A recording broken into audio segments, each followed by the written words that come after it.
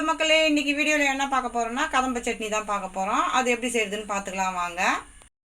நல்லா காஞ்சிடுச்சு. எண்ணெய் 1.5 ஸ்பூன் ஊற்றிக்கிறேன். கடலைப்பருப்பு 1 ஸ்பூன் சேர்த்துக்கலாம். இதை பொன்னிறமாக வறுத்துக்கலாம் நம்ம.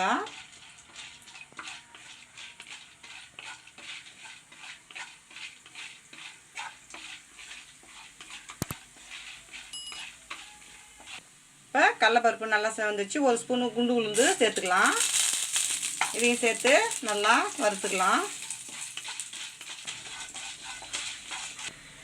இஞ்சி சின்னதாக ஒரு துண்டு இஞ்சி, ஒரு 5 பல்லு பூண்டு சேர்த்துக்கலாம். அதில் 3 மீடியம் சைஸ் வெங்காயம் மெலிசாக கட் பண்ணி வச்சுக்கிறேன். அதையும் இதில் சேர்த்துக்கலாம். எல்லாத்தையும் சேர்த்து நல்லா வதக்கிக்கலாம்.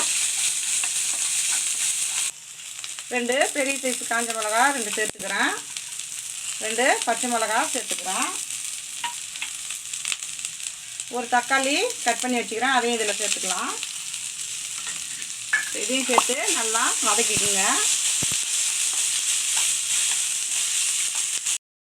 2 கொத்து கருவேப்பிலை சேர்த்துக்கலாம்.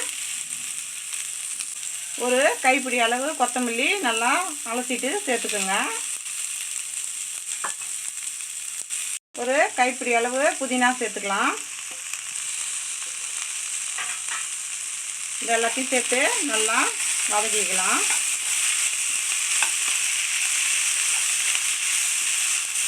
ஸ்பூன் துருவின தேங்காய் சேர்த்துக்கலாம். இதையும் சேர்த்து நல்லா வதக்கிக்கோங்க. கொஞ்சமாக புளி சேர்த்துக்கலாம். இதையும் சேர்த்து எல்லாத்தையும் நல்லா வதக்கிக்கலாம்.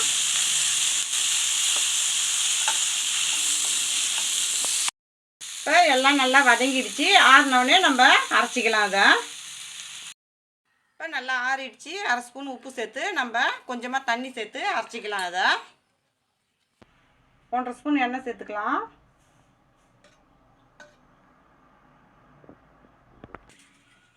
கடுகு 1/2 ஸ்பூன் சேர்த்துக்கலாம். ஒரு காஞ்ச மிளகா கட் பண்ணி வச்சுக்கிறேன். அதையும் இதில் சேர்த்துக்கலாம். ஒரு கத்து கருவேப்பிலை சேர்த்துக்கலாம். இப்போ கடுகு தாளிச்சுட்டா சட்னியில் ஊற்றிக்கலாம். நம்ம